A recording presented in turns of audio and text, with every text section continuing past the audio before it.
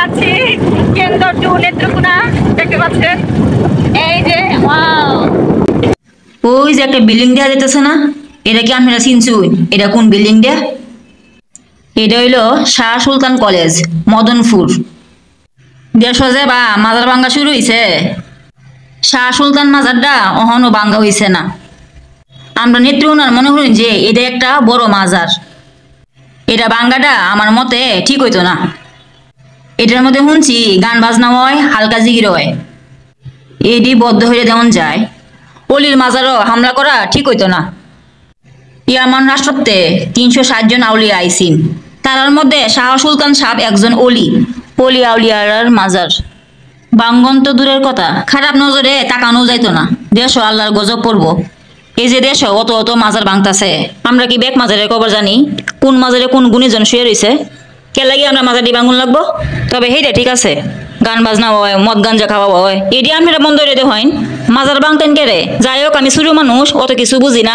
আপনারা বড় বড় মানুষ, বড় বড় বুদ্ধি, আপনারা বালা জানুন, বালা বুঝুইন। নিজে বড় হন লাগিয়া অন্যায় কোনো কাম করুন না। যে দেশটা কিন্তু আমরারই, আমরা বেহে মিল্লা দেশটার মধ্যে কিন্তু শান্তি আনুন লাগবো। দেশ কালি শুনতাছি পরিবর্তন হয়েছে। আলু বলি শুনছিলাম 30 টাকা কেজি হয়েছে, বাদে দোহানো যায় 1 কেজি আলু লইছি।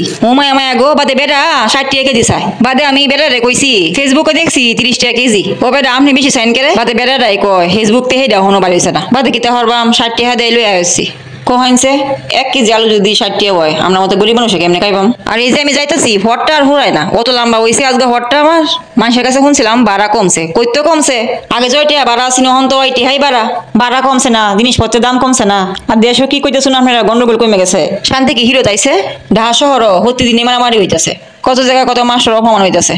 আর আল্লাহ বাঁচাইলে ছাত্ররা পড়াশোনা তো গেছেই, ছাত্ররা অনুপড়ালেখা করতে করে বেরেন তখন নেতাগিরি করে।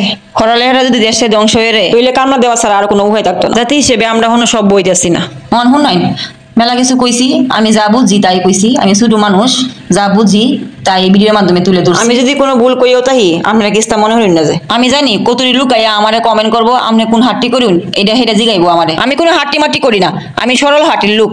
সোজা যাই সোজা আই, নিজের খাই নিজের ফরি, কারো কথা শুনি না, কান দিই না, কোনো দরকার নাই। কারো কথা শুনি না, কোনো দরকার নাই। আমার কাজ আমি করি, আমার কাজ আমি করে যাইবাম। অনেক গপ্প সপ্প করলাম। আমি যে এত সুন্দর ভিডিও আপনারা দেখাইতাছি সেটা তো কইতাইন না, কমেন্টে জানাইতাইন না যে কত সুন্দর লাগতেছে। দেখুনছে কি সুন্দর বিউটি, আশেপাশে কত সুন্দর সবুজ আর সবুজ। আল্লাহর হস্তে দেখবেন কত সুন্দর দেখা যাইতেছে বাংলাদেশটা। আমরা তাল গাছটি দেখাইলাম, অতুরি তাল গাছ কি জীবনে দেখছুন আপনারা? জানি না, কমেন্টে জানাইবেন। আমার কাছে অনেক ভালো লাগছে জায়গাটা, এর লাগে দেখাইছি। আপনার ভিডিওটা কেমন লাগছে একটু কইবেন। সবাই ভালো থাকুন, যে ঠিক মতো খাওয়া দাওয়া করুন, যে আমার লাগে দোয়া করুন, যে সামনে আবার দেখা হইব, কথা হইব, অন্য কোনো নতুন ভিডিও লইয়া আইবাম। এই পর্যন্ত আপনারা বেশি ভালো থাকুন, দোয়া করুন, যে আমিও দোয়া করি, খাওয়া দাওয়া ঠিক মতো করবেন। আমার রাস্তাটা ঘুরে আছে আর একটু রয়েছে, সামনে যাইতেছি, তারপরে বাইর জায়গা। আল্লাহ হাফেজ, টাটা, বাই বাই।